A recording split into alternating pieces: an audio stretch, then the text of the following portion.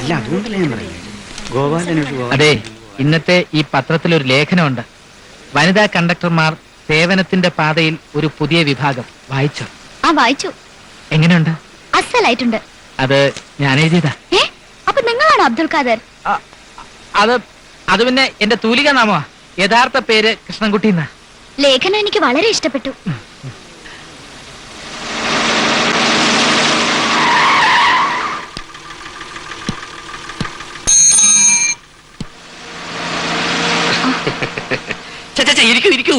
ഇതാ സാർ. ഇതൊന്നും വേണ്ട.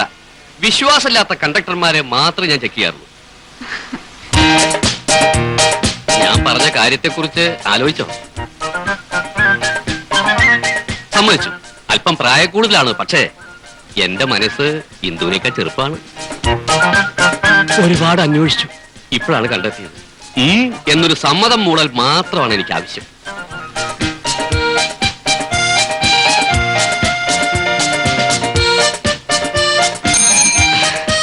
ഇന്ദു എസ് പറയുന്നവരെ എന്നും ഞാൻ ഈ ബസ്സിൽ കയറിക്കൊണ്ടേയിരിക്കും. വരട്ടെ.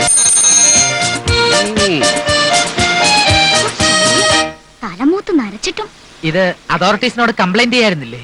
അതൊന്നും വേണ്ട. കുറച്ചുനാളിങ്ങനെ നടക്കുമ്പോ പുള്ളിക്കാരനെ തന്നെ മടുത്തോളും. അല്ല, ഞാൻ വേണമെങ്കിൽ ഇടപെടാം. അയ്യോ വേണ്ട. അതൊക്കെ പോട്ടെ, നമ്മുടെ ഉദ്ദേശം എന്താ? മനസ്സിലായില്ല. പത്രത്തിൽ വനിതാ കണ്ടക്ടർമാരെ കുറിച്ച് എഴുതിയത് നിങ്ങളാണെന്നല്ലേ പറഞ്ഞത്? അതെ. അത് എഴുതിയ അബ്ദുൽ ഖാദറെ KSRTCയിലെ സ്റ്റാഫാ. ഞങ്ങളെയൊക്കെ കാണിച്ചതിന് ശേഷമാ പബ്ലിഷ് ചെയ്യാൻ കൊടുത്തത് തന്നെ. ആളിറങ്ങണം. ചമ്മണ്ട സ്റ്റോപ്പ് ആകട്ടെ. TV സീരിയലിൽ അഭിനയൊന്നും ജീവിതത്തിൽ കാണുന്നില്ലല്ലോ. അയ്യോ, ഞാൻ TV സീരിയലിൽ അഭിനയിക്കുന്ന ആരാ? എനിക്ക് നിങ്ങളെ നേരത്തെ പരിചയമുണ്ട്. നിങ്ങൾ അഭിനയിച്ച മിക്ക സീരിയലുകളും ഞാൻ കണ്ടിട്ടുണ്ട്.